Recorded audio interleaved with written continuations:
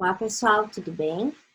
A Cristina e eu vamos dar continuidade então nos estudos sobre o livro Moda e Sustentabilidade, Design para Mudança, da Kate Fletcher e Linda Gruz. Nós ficamos com a parte 2, Transformando Sistemas de Moda. Espero que vocês gostem, que no final do trabalho a gente possa debater um pouquinho sobre o assunto. Então, a parte 2, Transformando Sistemas de Moda, é composto por 9 capítulos. A Cristina e eu nos dividimos para poder explicar melhor para vocês cada questão que foi desenvolvida no livro.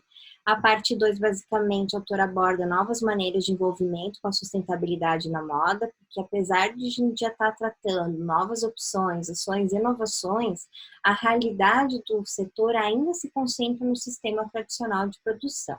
Então, a autora inicia falando sobre adaptabilidade.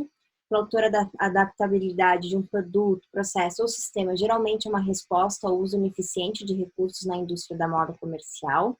As estratégias de adaptabilidade visam intensificar o uso para aumentar a eficiência com que cada peça de indumentária é usada.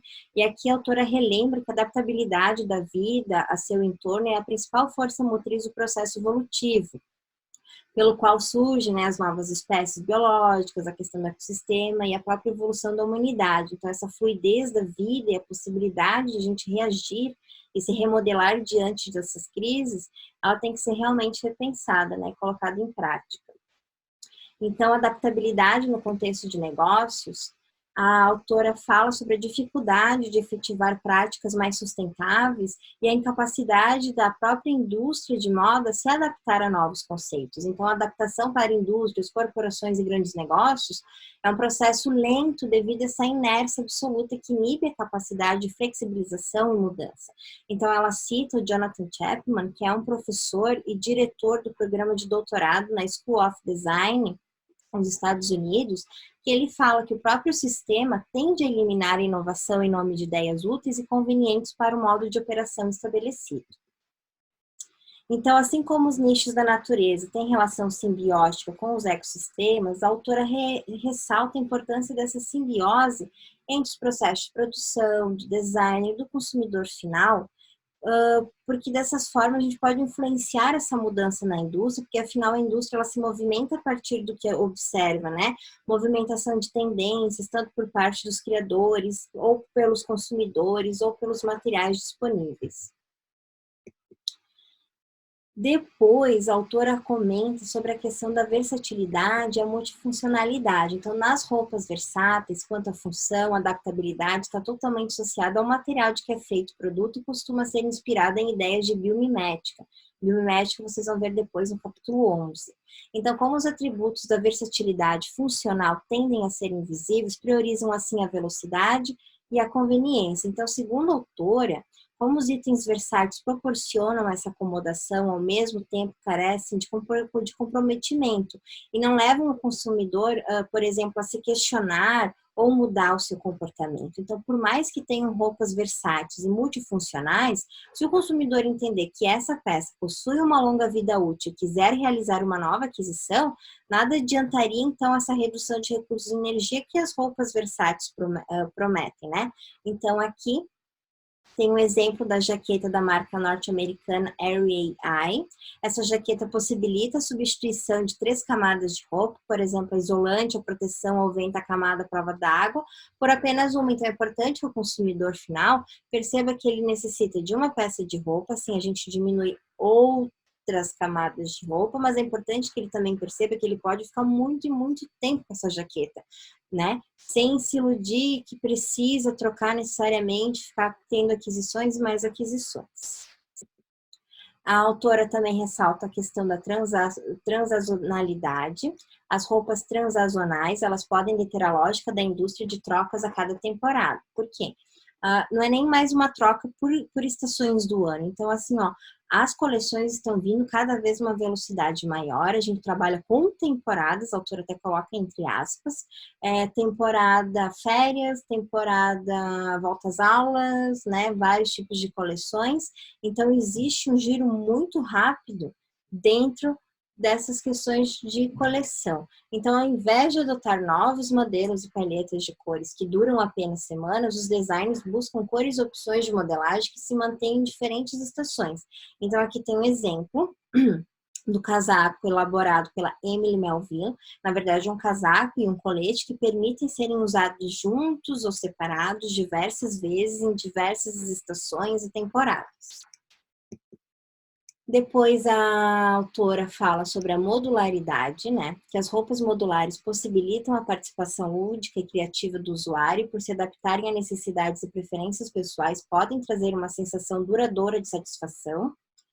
Ela também fala que as roupas modulares exigem que o estilista, além da feitura da peça, conheça o comportamento e hábito de compra do consumidor, porque as peças oferecem formas alternativas de consumir e não estão pautadas no volume de produção, mas na relação desses serviços e necessidades. Então, aqui tem uma peça modular da marca Deploy. A sua abordagem baseia-se em alfaiataria tradicional e trajes conversíveis. Sobre mudanças de formas, então, a autora ressalta que as roupas que possam mudar de forma exigem uma lógica completamente diferente em todos os setores da indústria da moda. O design ele deve ter conhecimento de técnicas de modelagem distintas, reconhecer as habilidades criativas e as limitações dos usuários finais. As roupas que mudam de forma também remodelam a relação designer-usuário, ambos se tornam receptivos um ao outro e à ideia proposta. Então, a estilista que constrói, por exemplo, esse projeto aqui da Galia Rosenfeld, essa estilista ela constrói e desenvolve bolsas e roupas modulares como uma série de formas que se encaixam de formas diferentes. Aí eu também lembrei, inclusive eu tenho esse livro aqui, Moda Ética para um Futuro Sustentável, da Helena Salcedo, que na própria capa traz uma peça de roupa que pode ser utilizada de diversas formas, pode ser uma blusa, pode ser um vestido, pode ser um macacão, enfim, isso é muito interessante de ser trabalhado. No capítulo 7, a autora fala sobre a vida útil otimizada. Então, segundo a autora, os estudos revelam que 90% das roupas são jogadas fora antes do fim de sua vida útil. E um dos desafios para o setor da moda é fazer com que os produtos despertem empatias, porque geralmente as lojas e as vitrines tradicionais, por exemplo, elas mostram peças durante um curto espaço de tempo, sugerindo que a moda está sempre em constante movimento e o consumidor não pode ficar para trás. Então, isso acaba gerando um distanciamento emocional entre o usuário, seus gostos, sentimentos e emoções duradouras. Falando em duradouras, ela traz a questão, então, da durabilidade, né? Ela apresenta projetos que falam sobre a questão de roupas mais duráveis, então ela traz o projeto Totem, né, que investiga o potencial de associar histórias pessoais a objetos específicos, trazendo essa ligação do consumidor final com aquele produto. Eu tentei ir atrás do site, mas o projeto, eu não consegui encontrar o site do projeto, não sei se ele ainda está em funcionamento, mas encontrei uma página que fala sobre esse projeto, então se alguém tiver interesse, o link está aí, assim como no projeto Worn Relics, que é específico para roupas, que proporciona um espaço único onde a história de vida e futuro das roupas podem ser coletados e arquivados, e os participantes recebem uma senha que lhes permite registrar um item e criar um perfil desse item no website. Eu tentei procurar o site, encontrei, só que no site, no próprio site, fala que o projeto deu uma pausa e que está em busca de apoiadores. Outro projeto que a Kate Fletcher cita é o próprio projeto que ela tem com a Matilda Tan, Lifetimes. Aqui tem o endereço da web, se alguém tiver interesse em conhecer. Apresenta uma pesquisa nesse site detalhada do vestuário, peças mais engenhosas, estudos sobre produtos e a vida prolongada, durabilidade, materiais, usos e serviços. Depois a autora vai para a questão do metabolismo de um guarda-roupa. O que acontece? Aqui é falado sobre a possibilidade de repensar o nosso guarda-roupa tradicional. A gente também trazer essa consciência para dentro da nossa casa. Então, de uma forma que o nosso guarda-roupa seja mais consciente e não apenas um repositório de entrada e saída de produtos. Então, aqui ela fez um esquema de um guarda-roupa tradicional. Percebam que as roupas entram, aquela questão, utilização de recursos naturais, matérias-primas, água, ar, energia, tem toda uma questão social envolvida, e elas simplesmente depois saem, são descartadas do nosso guarda-roupa, vão para aterro sanitário, incineradores, para o exterior. Tem um estudo que diz que 40% dos resíduos têxteis vão para países em desenvolvimento. Então, isso é um absurdo, porque esses países, por exemplo, países na África, na Ásia, são tratados como verdadeiros lixões. Outro esquema que ela traz, daí seria um guarda-roupa consciente. Então, veja que tem a entrada dessas roupas, desculpa, fornecimento de roupas, tem toda aquela questão envolvida também a água, ar, energia, todo o processo da comunidade envolvida. Só que percebam que os movimentos são circulares, então existe outra consciência envolvida nesse guarda-roupa. A questão do reuso e do recondicionamento próprio, brechós, aluguéis, reciclagem, compartilhamento. E mínimas coisas vão para a incineração. Ainda a gente tem uma questão de descarte, né? Muitas vezes pela própria condição das roupas, enfim, mas diminui muito a saída para o exterior, né? No capítulo 8, ela fala sobre os usos de baixo impacto. Então, assim, como mudar a forma como as pessoas lavam, secam, cuidam das roupas, também pode influenciar de forma significativa o impacto ambiental de qualquer item do vestuário. Então, aqui a autora, ela fala que deve-se levar em conta as atitudes socioculturais e o comportamento do consumidor. Por exemplo, roupas íntimas e camisetas são lavadas com frequência, enquanto jaquetas são utilizadas mais vezes antes de lavar. Isso quando a gente não passa, né, um paninho úmido, dependendo do material. Então, o design para lavagem de baixo impacto tem uma proposta que fala sobre a mudança na lavagem e secagem das fibras, estimula especificar os materiais que podem ser lavados a temperaturas mais baixas e secam rápido, reduzindo assim o consumo de energia. E também sobre a estrutura e acabamento, que também influencia na lavagem. Então, ela cita como exemplo já a criação, por exemplo, nas áreas de nanotecnologia, os tecidos autolimpantes.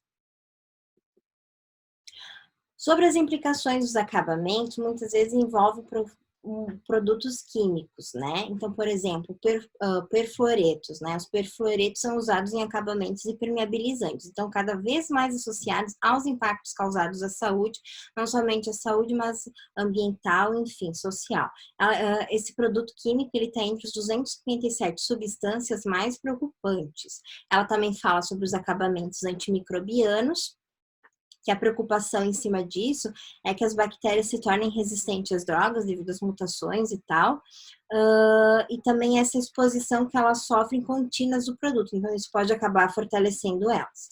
Então ainda faltam evidências que os acabamentos químicos resultem em menos lavagens, como a autora fala, que a gente tem que pensar nos acabamentos, que eles podem sim influenciar os fatores físicos e estruturais da lavagem, mas não os fatores culturais e comportamentais. Então, ela frisa muito nesse livro, né, nesses capítulos, a questão do papel do consumidor, que não adianta muitas vezes a gente investir na estrutura, na criação, se o consumidor não mudar sua postura e não perceber que ele faz parte desse processo e que ele pode mitigar os impactos e desacelerar esse setor.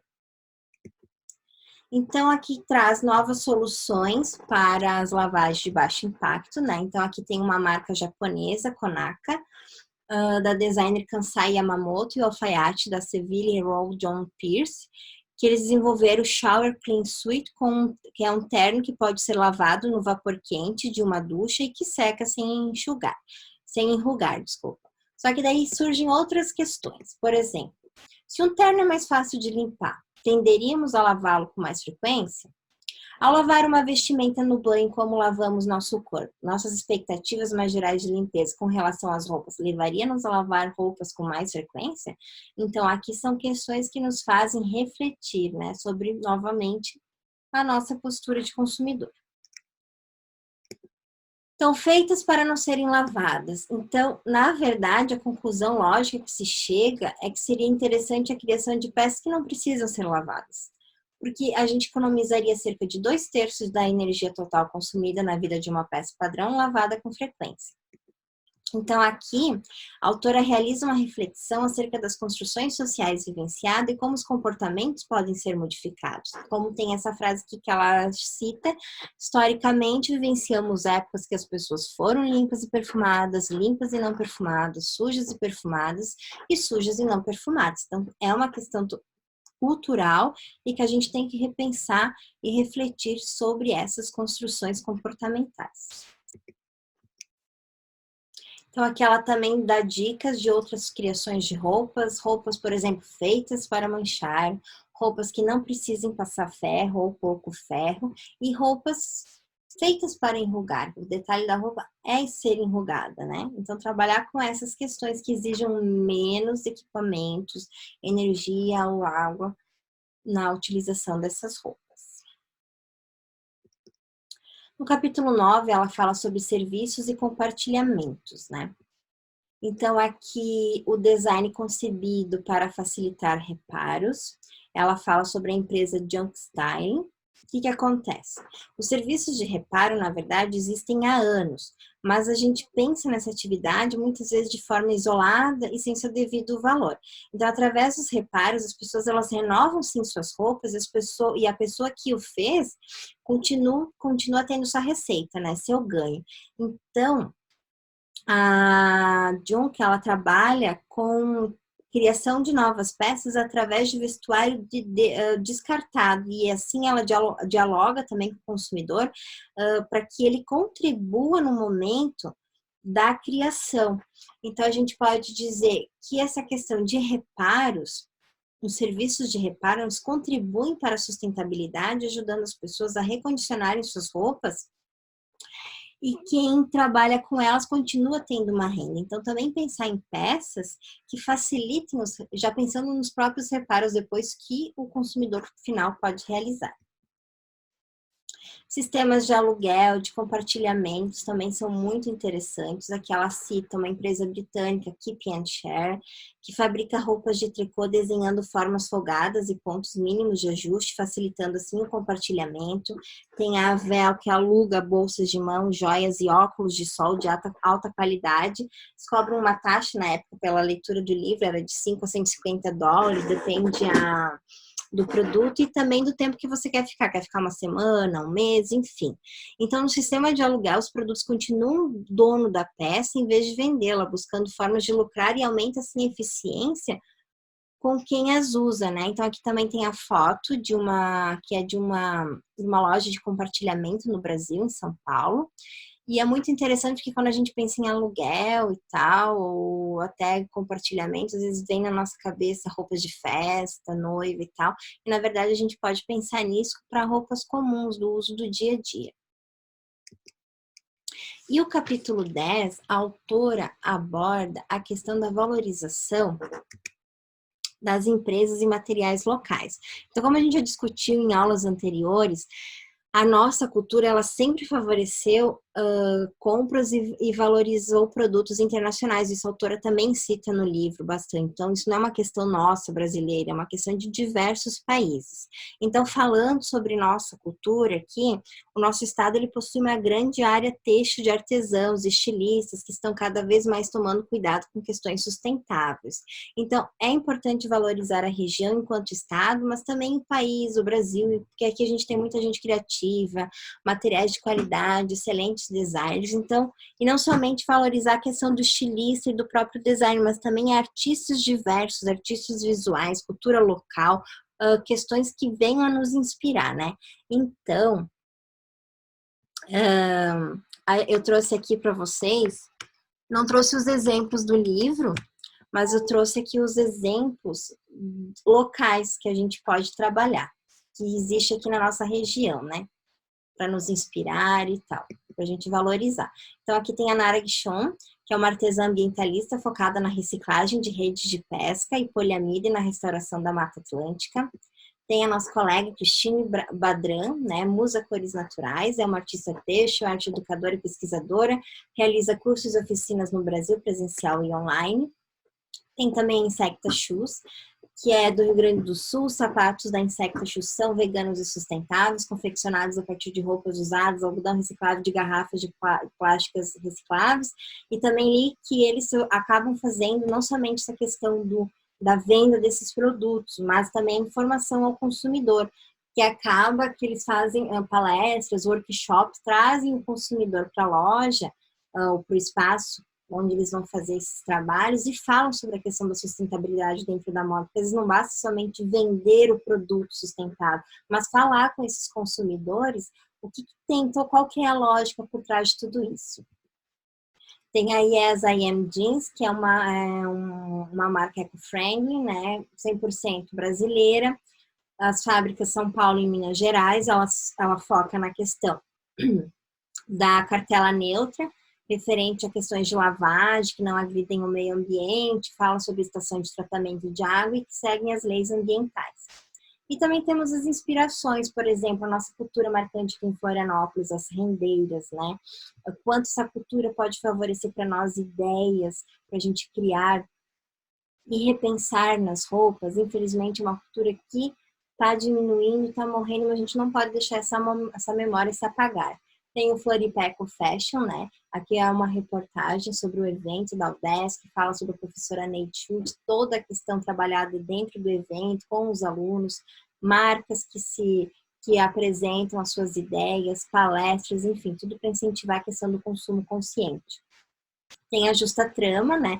Que é uma cooperativa que trabalha com o seu processo desde o início do plantio do algodão agroecológico até a comercialização dessas peças, né, para a produção dessas peças. E tem os pesquisadores locais, eu coloquei uma foto minha aqui trabalhando com celulose bacteriana lá na Unisul, e eu trouxe para vocês, mas na verdade é para representar todos nós, né, toda a nossa turma, porque nós somos pesquisadores e nós temos um papel fundamental dentro da moda, uma moda mais sustentável, que é estudar, pesquisar e tentar formular novos meios para que a gente possa realmente efetivar esse mercado de uma moda mais sustentável. Então, muito obrigada.